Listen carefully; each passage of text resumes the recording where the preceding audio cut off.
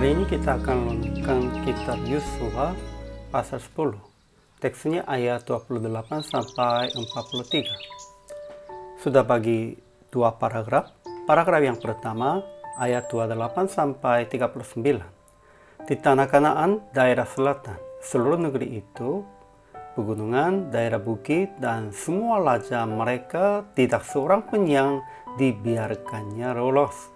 Semua yang bernapas ditumpas habis oleh Yosua dan bangsa Israel, seperti yang diperintahkan oleh Tuhan.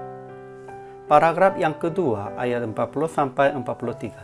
Semua raja ini dan negeri mereka telah dikalahkan Yosua sekaligus, sebab yang berperang untuk orang Israel ialah Tuhan Allah Israel. Kemudian Yosua dengan seluruh Israel pulang kembali ke tempat perkemahan di Gilgal.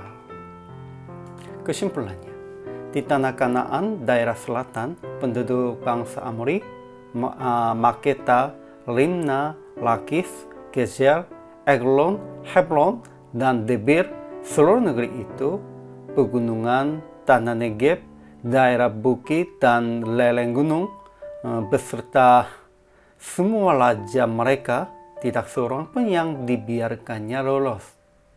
Semua yang bernapas ditumpas habis oleh Yosua dan bangsa Israel, seperti yang diperintahkan oleh Tuhan. Pada waktu perang ini, Tuhan sendiri langsung memerintah bangsa Israel, menyerahkan orang-orang Kanaan ke dalam tangan Israel, dan ia sendiri berperang untuk bangsa Israel sebagai panglima bala tentara. Jadi orang Israel langsung menjadi pemenang. Kunci kemenangan kita adalah berperang dengan kekuatan Tuhan, bukan dengan kekuatan sendiri. Ajaran tentang Allah. Pertama, Tuhan telah perintahkan kepada Yosua dan orang Israel bahwa tidak seorang pun yang dibiarkannya lolos, tetapi ditumpasnya semua yang bernapas.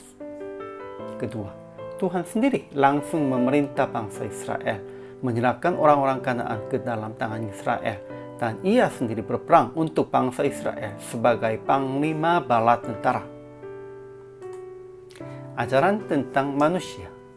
Pertama, di tanah Kanaan daerah selatan, seluruh negeri itu, pegunungan, daerah bukit, dan semua raja mereka tumpas habis, karena mereka tidak kembali kepada Tuhan, karena mereka tidak bertobat sesungguhnya.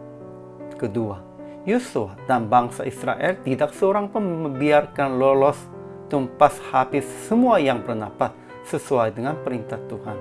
Ya, tidak berpikir sebagai manusianya, pikiran manusianya, atau tentang mereka juga kasihani, ya bisa, namun tidak begitu. Mereka hanya lebih fokuskan tentang perintah Tuhan. Ketiga, setelah selesai perang, Yosua dengan seluruh Israel pulang kembali ke tempat perkemahan di Gilgal. Aplikasinya. Pertama, jangan membiarkan lolos pikiran, perbuatan, keinginan daging di dalam kehidupan kita, melainkan tumpas habis semua pikiran, kebiasaan, dan keinginan yang najis dan tidak suci dari kehidupan kita. Ini penting. Zaman Yosuanya mereka tumpas habis orang-orang yang berbuat dosa. Namun kita harus tumpas habis semua pikiran kita, kebiasaan kita, keinginan kita yang najis dan tidak suci. Kedua, tetap melawan dunia dengan percaya Tuhan berperang untuk kita. Jadi prakteknya, sekalipun ada banyak tantangan dan pencobaan tentang hawa nafsu dan keinginan daging, tetap melawan sampai habis pikiran dan keinginan itu. Hari ini, semua hamba Tuhan, semua orang Kristen harus tumpas habis keinginan hawa nafsu ini. Namun, hamba Tuhan lebih dahulu begitu aja, karena untuk menjadi teladan bagi mereka.